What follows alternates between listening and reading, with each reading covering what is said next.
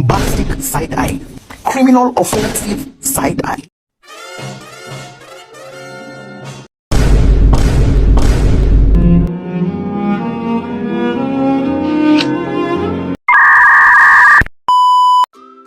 Assalamualaikum warahmatullahi wabarakatuh. Halo adik-adik, gimana kabarnya nih? Bertemu lagi dengan kakak Ira. Nah, hari ini kita akan belajar perkembangbiakan makhluk hidup. Sebelum itu, mari kita berdoa terlebih dahulu ya. Berdoa dimulai. Berdoa selesai. Baik, sediakan alat tulis adik-adik ya, seperti buku dan pensil. Nah, sebelum itu mari kita ice breaking terlebih dahulu. If you're happy and you know it, clap your hands. If you're happy and you know it, clap your hands. If you're happy and you know it, and you really wanna show it. If you're happy and you know it, clap your hands. If you're grumpy and you know it, stomp your feet. If you're grumpy and you know it, stomp your feet. If you're grumpy and you know it, and you really wanna show it. If you're grumpy and you know it, stomp your feet.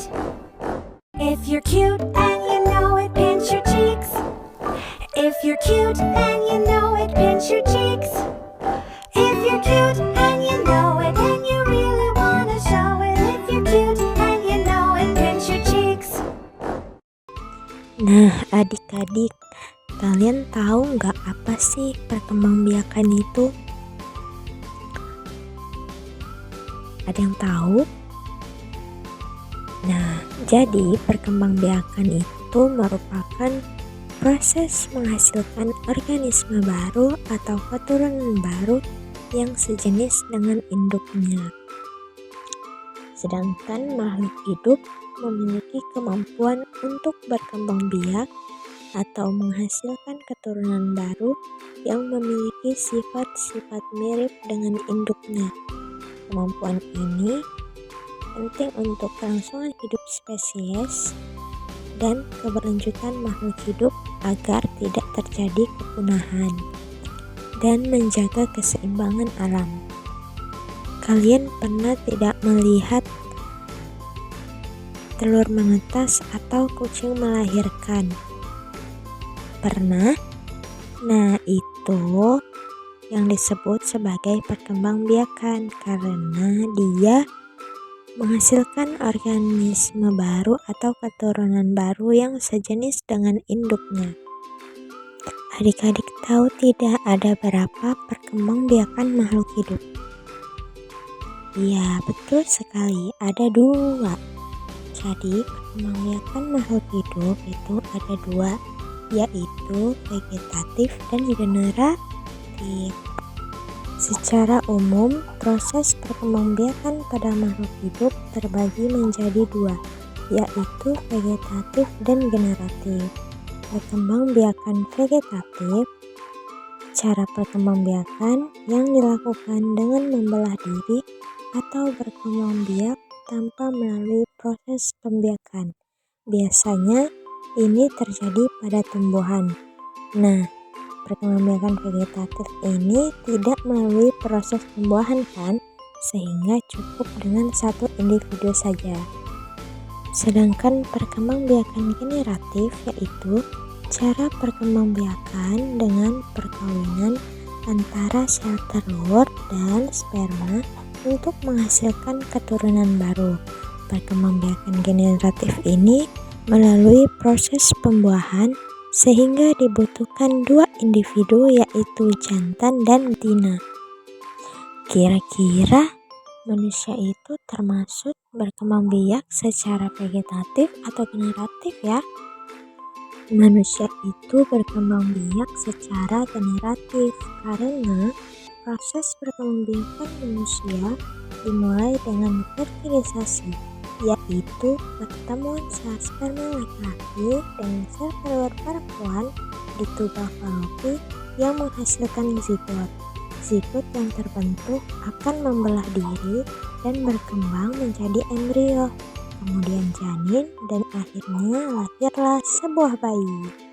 Selanjutnya, masuk ke perkembangbiakan hewan. Perkembangbiakan hewan terbagi menjadi 3, yaitu ovipar, vivipar, dan ovovivipar. Perkembangbiakan hewan ovipar.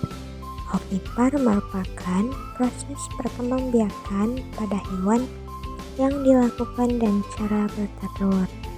Proses reproduksi ovipar dimulai ketika sel telur hewan betina dibuahi oleh sperma yang dihasilkan oleh hewan jantan. Nah, contoh dari hewan ovipar itu seperti ayam, bebek, buaya, dan hewan yang berkembang biak dengan cara bertelur. Perkembangbiakan hewan vivipar. Perkembangbiakan pada hewan yang dilakukan dengan cara melahirkan. Sel telur betina dibuahi oleh sperma jantan, kemudian membentuk zigot. Zigot yang terbentuk akan tumbuh dan berkembang di dalam rahim menjadi calon individu baru atau embrio. Contoh hewan yang berkembang biak dengan cara vivipar itu seperti monyet, kucing, singa, dan lain-lain. Perkembangbiakan hewan ovovivipar ini merupakan gabungan dari ovipar dan vivipar, karena perkembangbiakan ini dilakukan dengan cara bertelur dan melahirkan. Telur yang dibuahi akan tetap berada dalam tubuh hewan betina dan menetas di dalam tubuh tersebut. Contoh hewan yang berkembang biak dengan cara ovovivipar itu seperti kuda laut, ikan pari, ikan hiu, bunglon, kadal, dan lain-lain. Nah, tadi kan kita sudah membahas perkembangbiakan manusia dan perkembangbiakan hewan. Sekarang kita masuk ke perkembangbiakan tumbuhan, yaitu yang terbagi menjadi 2, perkembangbiakan vegetatif dan generatif. Perkembangbiakan vegetatif pada tumbuhan adalah cara tumbuhan berkembang biak menggunakan bagian tumbuhan itu sendiri, seperti tunas, akar, dan lain-lain. Perkembangbiakan vegetatif dibagi menjadi 2, yaitu vegetatif alami tanpa bantuan manusia dan vegetatif buatan dengan bantuan manusia. Perkembangbiakan generatif pada tumbuhan adalah proses perkembangbiakan yang terjadi melalui pembuahan dan penyerbukan. Perkembangbiakan generatif hanya dapat terjadi pada tumbuhan yang memiliki organ reproduksi seperti serbuk sari dan kepala putih. Jadi kesimpulan materi pada hari ini yaitu perkembangbiakan makhluk hidup merupakan proses penting untuk menjaga kelangsungan hidup spesies dan keseimbangan alam. Kita perlu menjaga keseimbangan perkembangbiakan makhluk hidup agar tidak terjadi ledakan populasi yang dapat berakibat fatal bagi lingkungan.